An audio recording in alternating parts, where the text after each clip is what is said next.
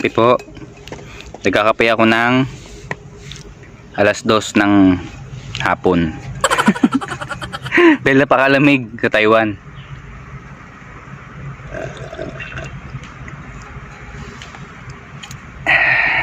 Tapos tinapay.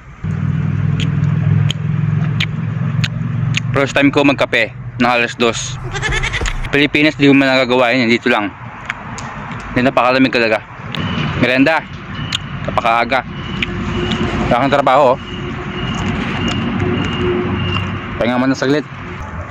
Ano ngayon, mahina ngayon yung buko sa Taiwan. Kasi sa Taipei sobrang lamig. Kaya ang trabaho namin dito sa puro palapa, lagay ng gamot.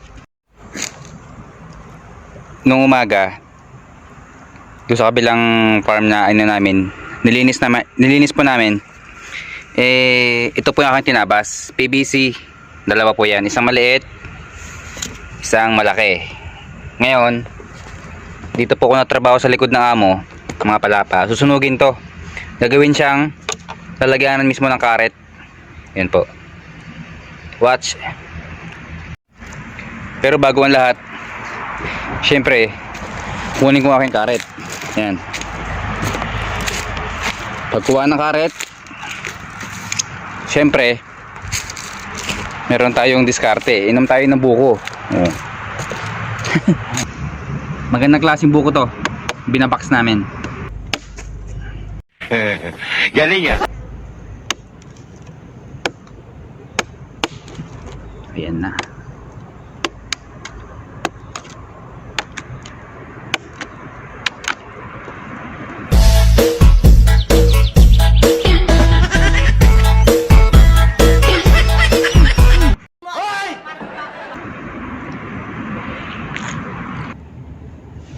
Walang kutsara.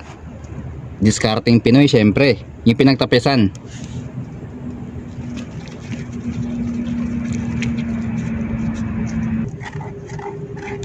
Ayun na. Grabe ang luga. Ito po yung aking gigisahin, lulutuin. Nang dahan-dahan para po lumambot, para magawa ng forma. Ganito po siya. Hindi po meron po kayo idea. Yan po, lamambot na po. Yan. Gaganyan nyo lang po yan. Ganyan po yung forma. Ganyan po yung forma. Oh. Napakalambot lang po, sobra. Ayun natin para mas makita. Yan. At dahil nakaporma na po yung ilalim nito, yan po. Nakaporma na po yung kalahati. Yan po, saradong sarado po yan. Ang papainitan po ay yung sa unahan naman po. Pero hindi gaano. Mga ano lang po yan. Ang nipis na mga ganyan lang. Para kasyang-kasya po ito. Yan po yan. Ito na po yun. Ito na po, oh.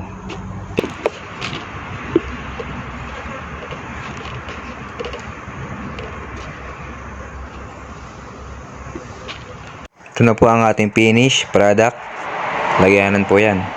Pakaganda po, kinulayan ko na po.